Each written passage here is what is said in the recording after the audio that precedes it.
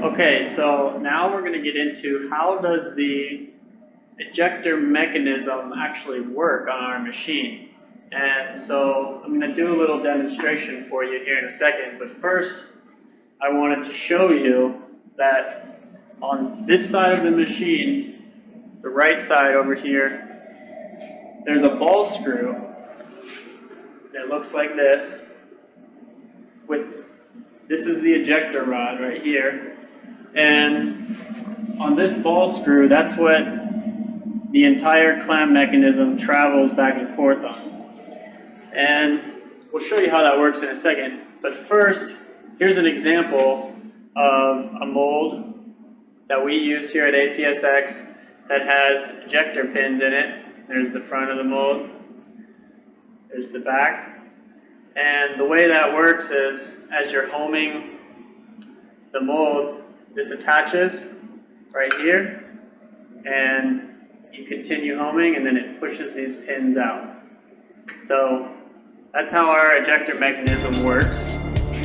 Okay, so now we have our mold installed on the machine right here, and this mold has ejector pins in it, and down here, you want to go left, to the left you can, if you want to go to the right you can, with the clamp home switch.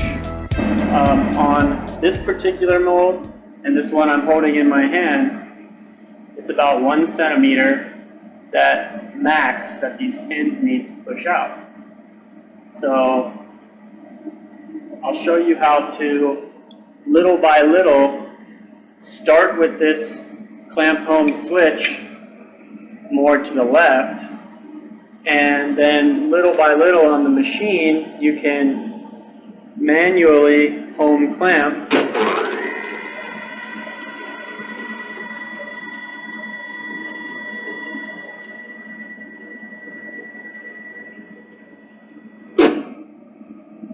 and now you can see on our part the pins still haven't pushed out at all.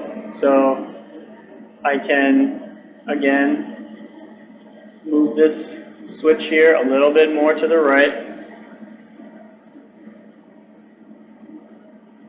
And again, hit home clamp. And now you can see the pins are about, well, let's measure, 1/2 centimeter out. So I'm going to move this clamp home switch about 2/10 of an inch to the right. Hit home clamp.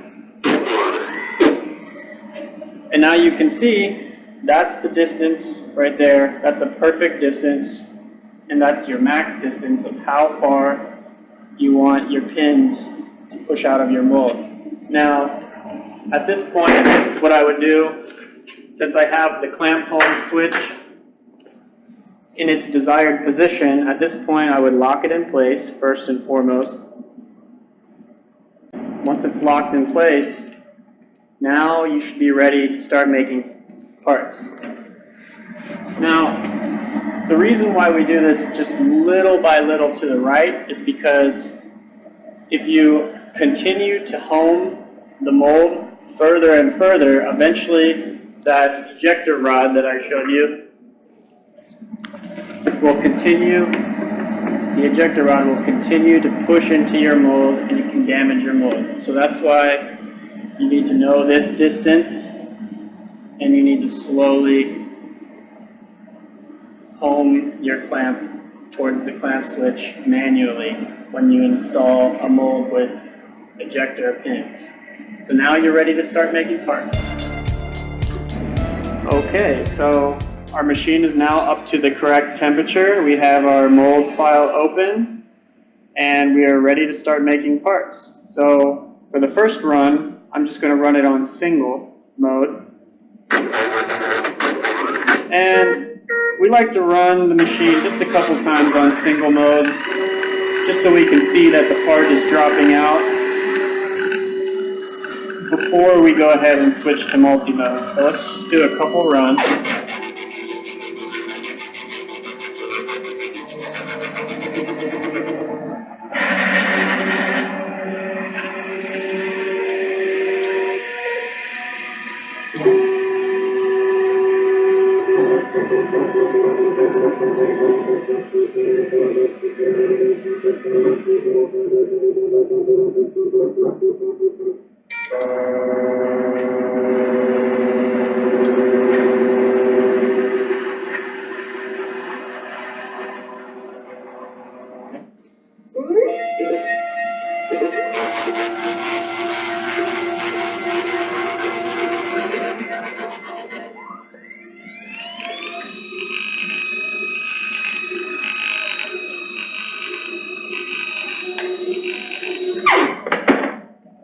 And there we have it. Our part dropped out nicely.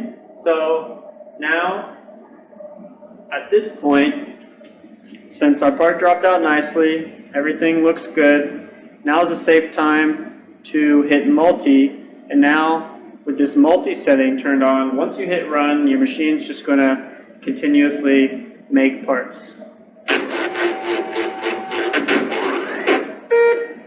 And once you're running the machine in multi-mode, there is a hopper multiplier setting on the bottom right of all the injection parameters, and this setting turns the hopper screw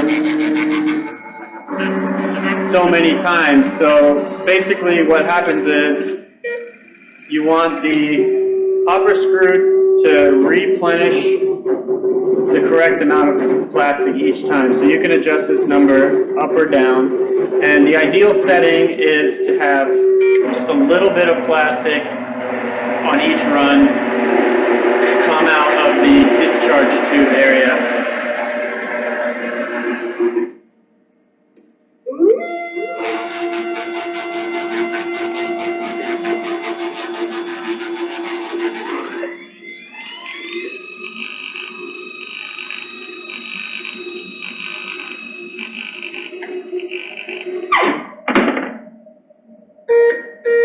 And as you can see, after that cycle completed, the part dropped out, and now our machine's just going to continuously make parts for as long as there's plastic in the hopper. And, you know, this actually brings up another good topic about the machine. Can you run it 24/7? And the answer is yes, in theory you could, but although here at APSX we don't recommend that you do that. Remember, there is very hot plastic inside this barrel and it's pressurized, so it is good to have somebody close to the machine at all times manning it.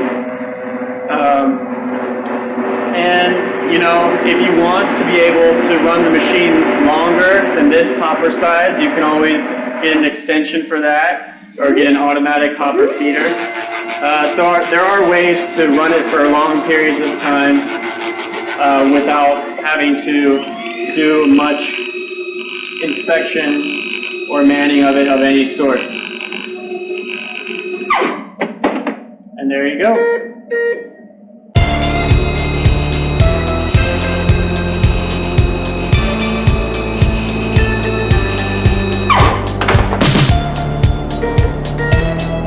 We really appreciate all your views. Feel free to like and subscribe in the comment section, and even comment in the comment section below. And if you like our machine, go to APSX.com and purchase a machine. In fact, this one right here is for sale. So thanks again. Have a great day.